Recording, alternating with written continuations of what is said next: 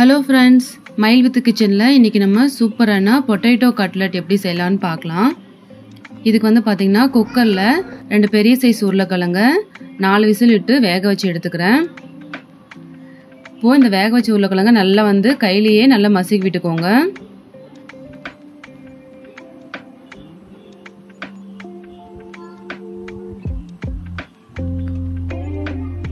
கொஞ்சம் கட்டி இல்லாமல் நல்லா மசிக்கி எடுத்துக்கோங்க. பாருங்க, இந்த மாதிரி இருக்கணும். இப்போ இது கூட பொடியா நறுக்குன பெரிய வெங்காயம் சேர்த்துக்கிறேன். பொடியா நறுக்குன பச்சை மிளகாய், ஒரு 3 பல்லு பூண்டு, அதையும் பொடியா கட் பண்ணி சேர்த்துக்கிறேன். சேர்த்துட்டு 1/2 ஸ்பூன் மிளகாத்தூள், 1/2 ஸ்பூன் மிளகுத்தூள், 1/2 ஸ்பூன் மல்லித்தூள், 1/2 ஸ்பூன் கரம் மசாலா, கொஞ்சமாக மஞ்சள் பொடி. இது கூட நான் வந்து அவலை பொடி பண்ணி வச்சுருக்கேன், அதையும் சேர்த்துக்கிறேன். இது நல்லா பார்த்தீங்கன்னா நல்லா மொறுமொறுன்னு இருக்கும். இப்போது தேவையான அளவு உப்பு சேர்த்துட்டு நல்லா பிசைஞ்சிக்கலாம்.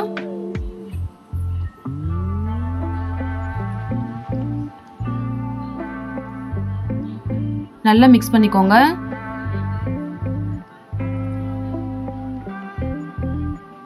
பாருங்க, நல்லா மிக்ஸ் பண்ணியாச்சு. இப்போ நம்ம இந்த மாவை நமக்கு கட்லெட்டுக்கு தேவையான ஷேப்ல வந்து பிடிச்சிக்கலாம்.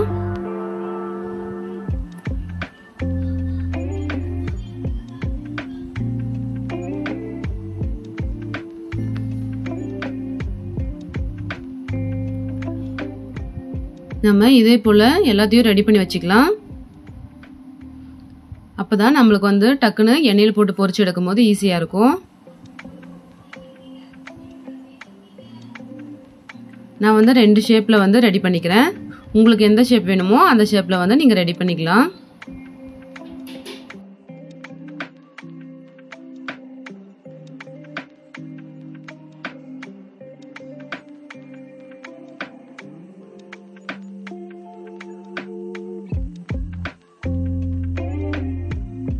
இப்போ 3 ஸ்பூன் அளவுக்கு கார்ன்ஃப்ளவர் பவுடர் எடுத்துக்கலாம்.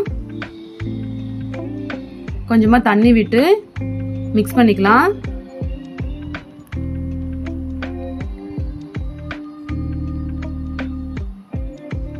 இப்போ இதை தனியாக எடுத்து வச்சிடலாம்.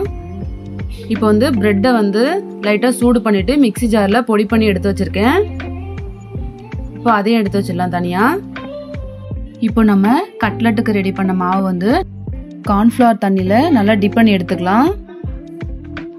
எடுத்துட்ட பிறகு நம்ம பிரெட்டு தூள் பண்ணி வச்சுருக்கோம் இல்லையா, அதில் வந்து இந்த மாவை வந்து நல்லா ஃபுல்லாக ஒட்டுற அளவுக்கு நல்லா பரட்டி எடுத்துக்கலாம்.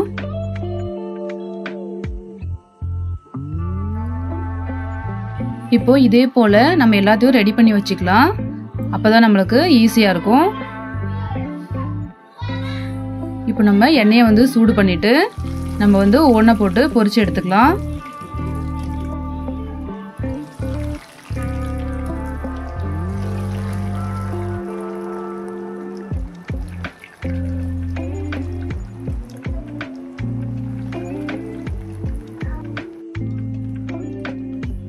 நல்லா கோல்டன் ப்ரௌன் கலர் வரட்டும். மெதுவாக திருப்பி போட்டு நல்லா கலர் வர மாதிரி நல்லா வேக வச்சு எடுத்துக்கலாம்.